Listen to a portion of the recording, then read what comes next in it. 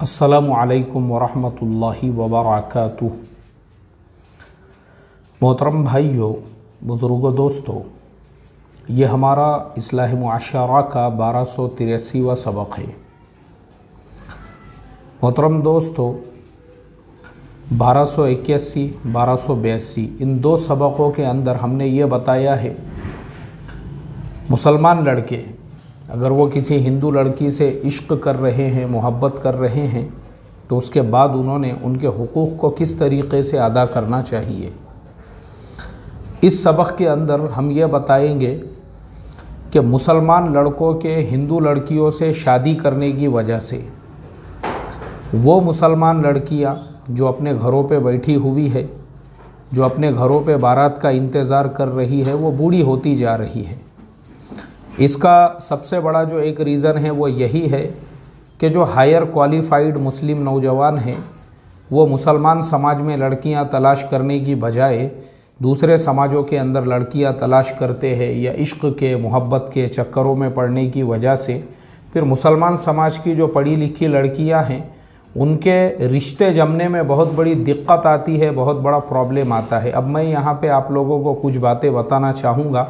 जो हमारा दूल्हा दुल्हन कोर्स है उसके अंदर हम स्पेशली हमारे स्टूडेंट्स को सिखाते हैं, उन्हीं में से कुछ बातें मैं आपके साथ में भी शेयर करूँगा। देखो, सबसे बड़ा जो प्रॉब्लम है, ये जो बहुत बड़ा आज जो है ना एक सुलगता हुआ मसला है मुसलमानों के सामने, कि मुसलमानों की लड़कियां जो है वो हायर क्वालिफाइड हो रही है। अभी हमने पढ़े होंगे कि उत्तराखंड के अंदर 3 मुसलमान लड़कियां जज बन गई है। ऐसे ही अलग अलग स्टेट्स के अंदर, क्योंकि देखो तालीम में, एजुकेशन में मैं जो रिज़ल्ट आते हैं ना 10th के हो, 12th के हो, हमेशा उसके ऊपर नज़र रखता हूँ। तो मेरा एक रिसर्च है इस बात के ऊपर, जब से मुझे समझता है और जब से मैं 10th 12th यानी HSC SSC के जो रिज़ल्ट है उस पर नज़र रखता हूँ, मैंने हमेशा लड़कियों का परसेंटेज उसमें आगे पाया हूँ। लड़कियाँ एकदम उनका परसेंटेज भी ज़्यादा होता है, उनको जो है क्वालिफ़िकेशन, एजुकेशन के एतबार से जो है नंबर भी ज़्यादा मिलते हैं, उनके लिए चांसेस भी ज़्यादा होते हैं। तो लड़कियां चूँकि वो सेक्रीफाइस करती है, मेहनत करती है, मशक्क़त करती है, उनका पूरा कॉन्सनट्रेट जो है अपने तालीम पे, अपने एजुकेशन पे होता है, तो लड़कियां वो आगे बढ़ते रहती है। अभी जैसे 3 लड़कियां जज बन गई, ऐसे ही बहुत सारी लड़कियां IAS ऑफिसर बन गई।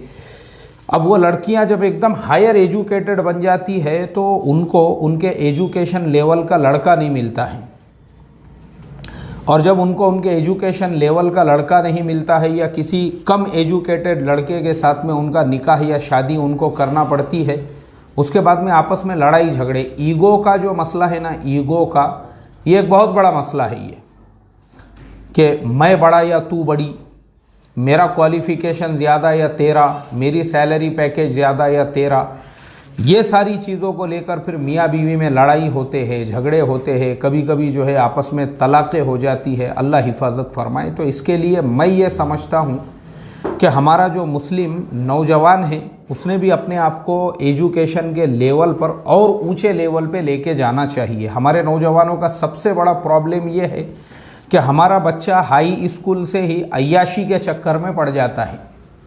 तब से ही हर एक का जो टारगेट होता है वो यही कि मैं किसको अपनी माशूका बनाऊं।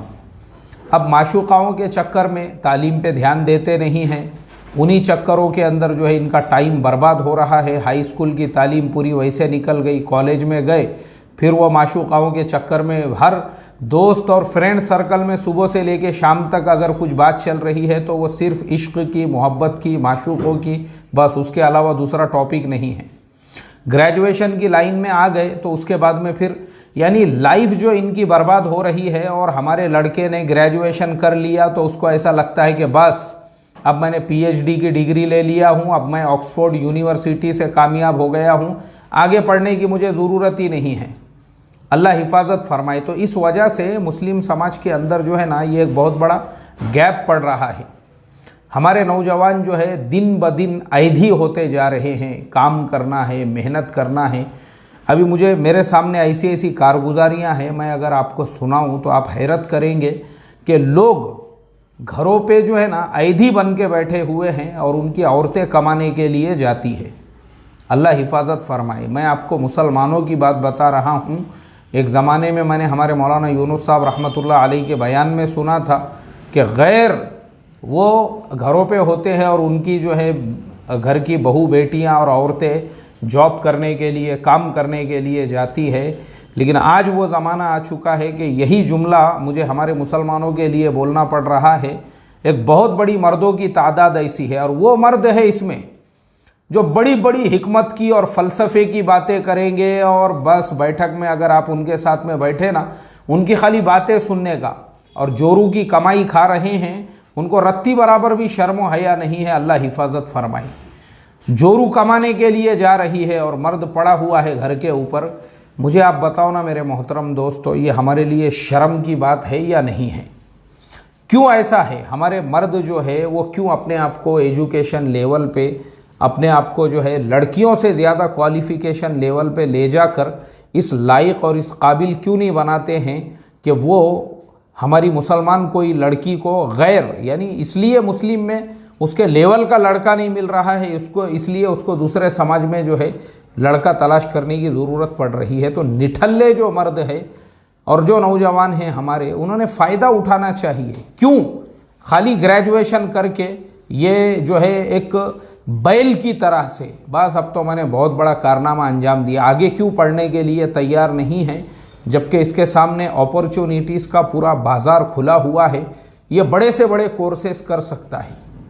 अल्लाह हिफाजत फरमाए। ये हमारा सबसे बड़ा मसला है ये मेरे मोहतरम दोस्तों, जो हमने रिसर्च किया है, तहकीक की है, और जो चीज़ हमारे सामने निकल के आई है वो यही है कि मुसलमानों की लड़कियों का एजुकेशन लेवल, क्वालिफ़िकेशन लेवल दिन ब दिन बढ़ते जा रहा है और मर्द जो है, नौजवान लड़के, सिवाय आशिकी के, सिवाय मुआशक़े के, कॉलेजों में इसके अलावा ये कुछ नहीं कर रहे हैं। और ये मैं नहीं बोल रहा हूँ, मैंने किसी किताब के अंदर पढ़ा था, किसी बड़े दानिश्वर का भी ये कौल था कि कॉलेजेस, यूनिवर्सिटीज़ में सिवाय आशिकी और मोहब्बत के दूसरा और वहाँ पे कुछ नहीं होता है एजुकेशन के नाम पर। अगर तुमको वहाँ पे समझो कोई अपने आप को ये कहे कि मैं स्टूडेंट हूँ और मैं वहाँ पे पढ़ रहा हूँ, तो ये गलत बात है, क्योंकि तालीम तो इंसान वहाँ से बाहर निकलने के बाद ठोकरें खाकर हासिल करता है। यही हो रहा है हमारे ज़माने में, हमारे नौजवान यही कर रहे हैं। अल्लाह हिफाजत फरमाए। तो इसके लिए मेरा आज का जो सबक है ये हमारे नौजवानों के लिए है कि भाई अपने आप को निठल्ले मत बनाओ, अपने आप को जो है आईधी मत बनाओ, बल्कि शर्म करो थोड़ी सी कि हमारा लड़के जो है हमारे, वो लड़कियों से भी पीछे रहे हुए हैं एजुकेशन क्वालिफ़िकेशन में। लड़कियां ऐसी 3-3 लड़कियां जज बन रही है, IAS ऑफिसर बन रही है, बड़े बड़े जो है मकामात पे पहुंच रही है। अब उनको उनके लेवल के, जब तक जज लेवल का लड़का नहीं मिलेगा, मुझे आप बताओ ना, उनको उनके लेवल का, क्योंकि ये कुफू का मसला है शरीयत में। जो कुफू है ना, अब हम लोग चूँकि अंधे बहरे हैं तो हम लोग कुफू किसको समझते हैं? बिरादरी को, ख़ानदान को, जबकि मैं तो ख़ानदान और बिरादरी को सिरे से रिजेक्ट करता हूँ। इस्लाम का नज़रिया ही नहीं है ये। साफ़ लफ्ज़ों में कुरान में फ़रमाया इन्ना खलक़नाकुम मिन ज़करिन व उन्सा, क्योंकि ये यहूदी नज़रिया है। ये जो लोग बिरादरी के नाम पे भी ना, फ़ुलानी बिरादरी सामूहिक विवाह और फ़ुलानी बिरादरी के स्टूडेंट्स को अवार्ड दिए जा रहे हैं, यहूदियत है ये, यहूदियत। इसको सिरे से रिजेक्ट करता हूँ मैं। जो लोग बिरादरी की बात करते हैं, यहूदियत है ये, इसके अलावा कुछ नहीं है। कुफू का मतलब क्या है? वो 3 लड़कियां जो जज बनी हैं, उनको उनके लेवल के लड़के चाहिए, जज लेवल के। ये है कुफू। ये नहीं है कि अब वो लड़कियां जज बन चुकी है और ज़बरदस्ती उनको उनसे छोटे लेवल का जो लड़का है, अब दोनों में, मुझे आप बताओ ना कहाँ से निभा हो सकेगा जब दोनों के एजुकेशन लेवल में ही कुफू नहीं हो रहा है। तो अल्लाह हिफाजत फरमाए मेरे मोहतरम दोस्तों। और सीरियसली मेरा इस मैसेज को हमारे नौजवान गौर व फिक्र के साथ गौर करें कि लड़कियां कहाँ जा रही है और हम वहाँ क्या वही बैठे हुए हैं और महल्ले के और बस्तियों के चबूतरों पे, वट्टों पे अपनी ज़िंदगी बर्बाद करते हुए सिर्फ़ लोगों की बहन बेटियों पे नज़रें गाड़ कर कि किसकी बहन कैसी है और किसकी बेटी कैसी है और वो कहाँ जाती है और किधर से आती है और किसका इश्क किसके साथ में है और किसके मुआशक़े, इसी में बर्बाद करो ज़िंदगी तुम। अल्लाह हिफाजत फरमाए। अस्सलामु अलैकुम व रहमतुल्लाहि व बरकातुहू।